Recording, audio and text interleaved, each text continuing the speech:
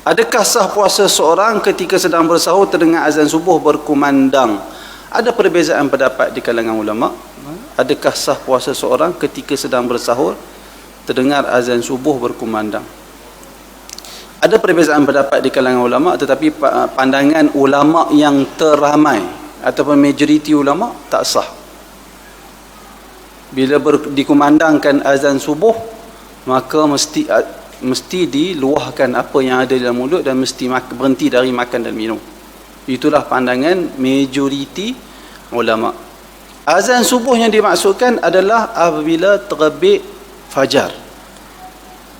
Katakanlah ada Bilal di masjid tertentu, dia ni sedia dimaklumi, dia ni suka azan awal, sebagai contoh kalau ada 5 minit sebelum terbit fajar dia azan awal. Perangai dia macam tu, tegur banyak kali lah, tapi dia tak mau ikut.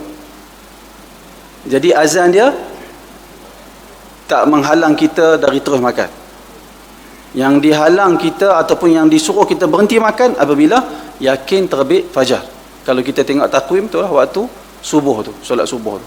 Kalau imam tu memang melaungkan azan tepat pada waktunya, maka bila dia melaungkan azan, wajib berhenti segera makan dan minum. Kalau ada makanan di dalam mulut, wajib diluahkan berdasarkan pandangan majoriti ulama, kebanyakan ulama. Ada pandangan yang menyalahi, yang berbeza dengan pandangan majoriti. Antaranya disebut oleh Syekh Dr. Yusuf Al-Qaradawi yang mengatakan boleh bagi orang yang terlewat sahur untuk dia menyelesaikan makanan yang keperluan berdasarkan hajat dia, makanan berdasarkan keperluan dia ketika azan dilaungkan. Qaradawi sebut begitu kerana di dalam hadis kata Nabi SAW yang bermaksud lebih kurang apabila azan dilaungkan, wal ina fi yadihi, bekas minuman ada di tangan seorang, kata Nabi, falyaqdi hajatahu minhu, maka selesaikanlah hajat dia dari minuman tersebut walaupun azan telah dilaungkan.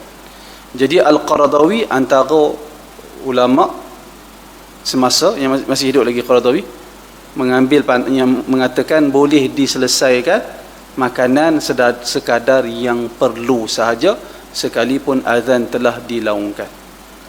Tetapi kalau kita ambil pandangan ni, masalah sikit. Apa masalah dia? Selesaikan makanan berdasarkan keperluan tu banyak mana? Itu masalah. Masalah sikit. Sepinggan pada kita, barangkali ada orang tertentu dia kata sepinggan tu keperluan saya.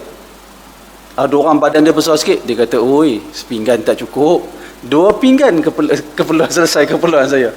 Jadi susah untuk letak dawabit. Dalam fiqh disebut dawabit. Untuk letak dawabit itu susah, sukar nak diamalkan.